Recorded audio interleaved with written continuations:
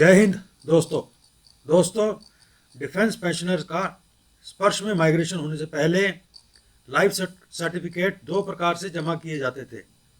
एक मैनुअल, जो कि पेंशनर बैंक में जाकर एप्लीकेशन भर के जमा करवाते थे, और दूसरा डिजिटल। दोनों प्रकार के सर्टिफिकेट पहले बैंक में जाते थे और यहाँ से CPAO में जाते थे, लेकिन स्पर्श में माइग्रेशन होने के बाद दोनों प्रकार के लाइफ सर्टिफिकेट यानी कि मैनुअल और डिजिटल दोनों स्पर्श द्वारा ही जमा होने लगे। लेकिन स्पर्श में कुछ कमी होने की वजह से स्पर्श का डाटा और पेंशनर्स का डाटा सही तरीके से इंटीग्रेट नहीं हो पाया, और इन सब का नतीजा यह है कि पेंशनर्स की पेंशन बंद हो रही है। और जो कदम इन परेशानी को ख़त्म करने के लिए PCDA द्वारा उठाए जा रहे हैं, वो अभी तक इन परेशानी को कम करने में नाकामयाब रहे हैं। इसी को नज़र में रखते हुए PCDA ने लिया एक महत्वपूर्ण फैसला। इस फैसले के तहत CPPC और PCDA के बीच API का इस्तेमाल किया जाएगा, जो कि पेंशनर्स के लिए बहुत लाभकारी कदम होगा। API क्या है वो आगे डिस्कस करेंगे, तो आइए देखते हैं क्या है वो महत्वपूर्ण फैसला।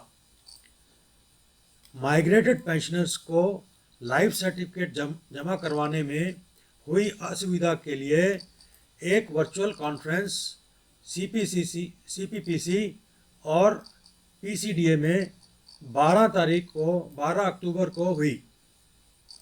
एक मीटिंग जिसका कि ब्यौरा 13 अक्टूबर को इस ऑफिस मेमोरेंडम द्वारा किया जा रहा है।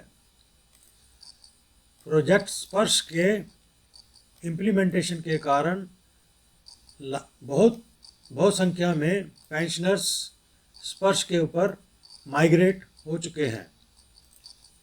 संचार के अलग माध्यमों से, जैसे कि SMS, email, circulars, outreach programmes के द्वारा इन पेंशनर्स को यह सूचित किया जा रहा है कि एनुअल आइडेंटिफिकेशन या लाइफ सर्टिफिकेट स्पर्श द्वारा ही जमा करें।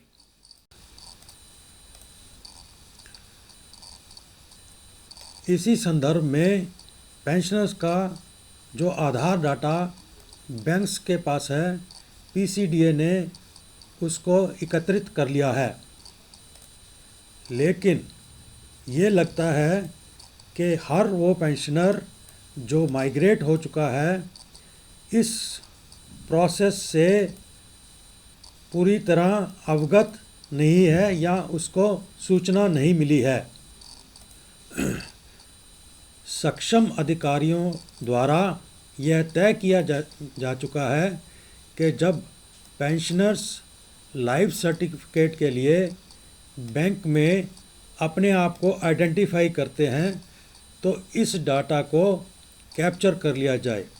यह दोनों प्रकार के पेंशनर्स के ऊपर लागू होता है, एक वो जो माइग्रेट हो चुके हैं और दूसरे वो जो अभी माइग्रेट नहीं हुए हैं।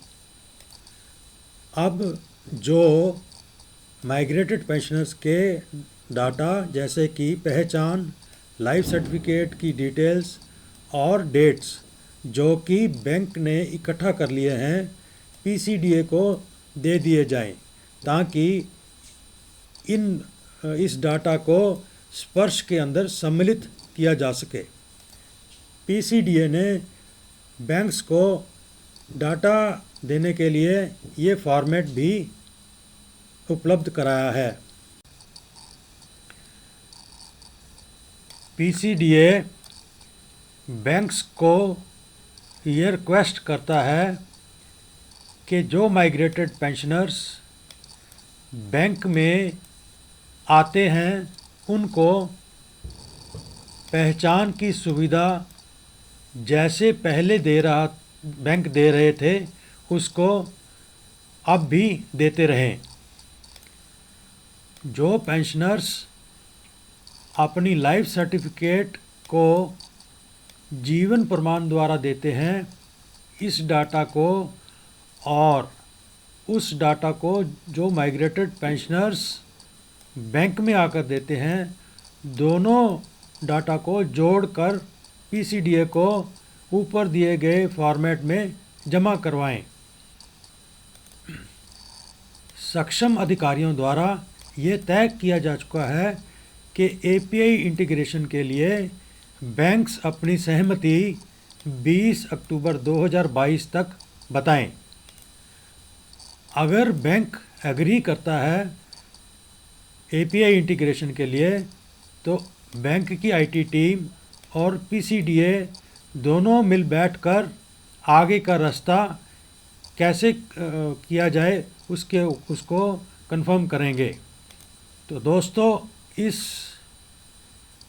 लेटर का ये निचोड़ निकलता है कि अगर माइग्रेटेड पेंशनर्स बैंक में जाकर अपना पहचान पत्र आइडेंटिफिकेशन देना चाहते हैं लाइफ सर्टिफिकेट के लिए, तो जा सकते हैं, और जो नॉन माइग्रेटेड पेंशनर है वो तो जा ही सकते हैं। तो एपीआई को समझते हैं। एपीआई को ऐसे समझिए जैसे दो व्यक्ति हैं, एक व्यक्ति को इंग्लिश अच्छी आती है लेकिन हिंदी नहीं आती, और दूसरे को हिंदी अच्छी आती है लेकिन इंग्लिश नहीं। इन दोनों के बीच बातचीत के लिए एक दोभाषीय या ट्रांसलेटर की ज़रूरत पड़ती है। कुछ ऐसा ही काम एपीआई करता है। एपीआई पीसीडीए और बैंक्स के बीच संचार का काम करता है। दोस्तों, इस लेटर या ऑफिस मेमोरेंडम के द्वारा बहुत सारे पेंशनर्स का संशय समाप्त हो गया होगा कि लाइफ सर्टिफिकेट कहाँ जमा करवाना है। इसके साथ ही इस वीडियो का अंत करते हैं। इस चैनल पर अगर आप नए हैं तो सब्सक्राइब कर लीजिए। मिलते हैं अगले वीडियो के साथ, तब तक के लिए जय हिंद।